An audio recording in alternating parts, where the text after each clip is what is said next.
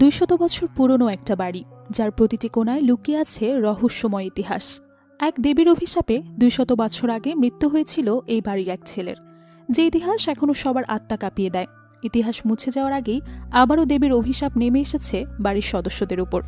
একের পর এক মৃত্যু ঘটছে বাড়ির ভেতরে। এই সমস্ত মৃত্যু কি আসলেই দেবীর অভিশাপে ঘটছে, নাকি এর পেছনে লুকিয়ে আছে ভয়ঙ্কর কোনো ষড়যন্ত্র?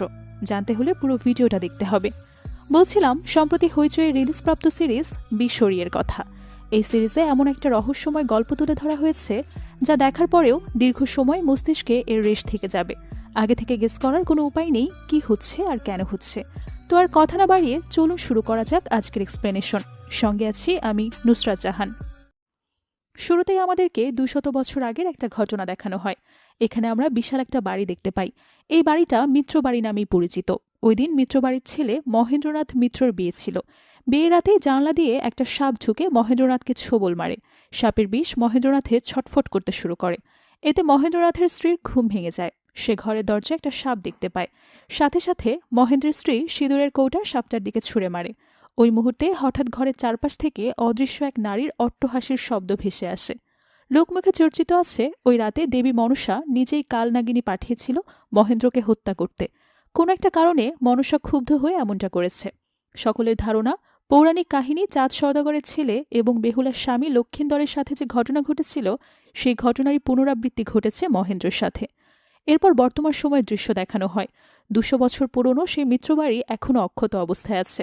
মিত্রবংশের বর্তমান প্রজন্মের লোকেরা এখনও প্রতি বছর পূজার সময় এই বাড়িতেই আসে। পুরো বাড়ি জাঁকজমক করে সাজিয়ে ধুমধাম করে পূজার আয়োজন করা হয়। এবারও তার ব্যতিক্রম না। তবে এবার বাড়ির সবথেকে ছোট বউ রাজনন্দিনী প্রথমবার এই বাড়িতে এসেছে। সবাই আদর করে রাজনন্দিনীকে রাজি বলে ডাকে। সবকিছু আয়োজন করতে বাড়ির সবাই কয়েকদিন আগেই চলে এসেছে। সবশেষে আসে রাজি এবং তার হাজবেন্ড তথা। ওরা পৌঁছানোর সাথে সাথেই বাড়ির সবাই ওদেরকে বরণ করার জন্য এগিয়ে যায়। তথার মা বাবা, জেঠা জেঠি, কাকা কাকি, পিসি পিসো এবং তাদের সাথে তাদের ছেলেমেয়েরা সবাই অত্যন্ত আনন্দের সাথে রাজিকে বরণ করে নেয়। যেহেতু রাজি এই বাড়িতে প্রথমবার এসেছে, তাই আবারও একবার আলতায় পা ডুবিয়ে রাজির গৃহপ্রবেশ করানো হয়। এরপর বাড়ির মন্দিরের পুরোহিত রাজিকে বাড়ির মন্দিরে নিয়ে যায় দেবী মনসার মূর্তি দর্শন করতে। তথার বাবা অনিল রাজিকে দেবীর মূর্তি দেখিয়ে বলে, মনসা দেবীর এই মূর্তিটা 200 বছর পুরনো ঐতিহাসিক মূর্তি। পুরোহিত রাজিকে বলে, আজ দেবীর আরতি তুমি করবে। অনিল পুরোহিতকে বলে, রাজি দেবদেবীর খুব একটা বিশ্বাস করে না। অনিলের সাথে তথাও যোগ দিয়ে বলে, রাজি মূলত নাস্তিক। এসব শুনে পুরোহিত রাজনন্দিনীকে বলে, ঠিক আছে, আজ তোমার আরতি করার প্রয়োজন নেই। যেদিন তোমার মন থেকে দেবদেবীর উপর বিশ্বাস আসবে, সেদিনই তুমি করবে। এর মাঝে তথার জেঠো অবিনাশ এসে রাগারাগি করে বলে, বেলা অনেক হয়েছে, দ্রুত আরতি শুরু করো।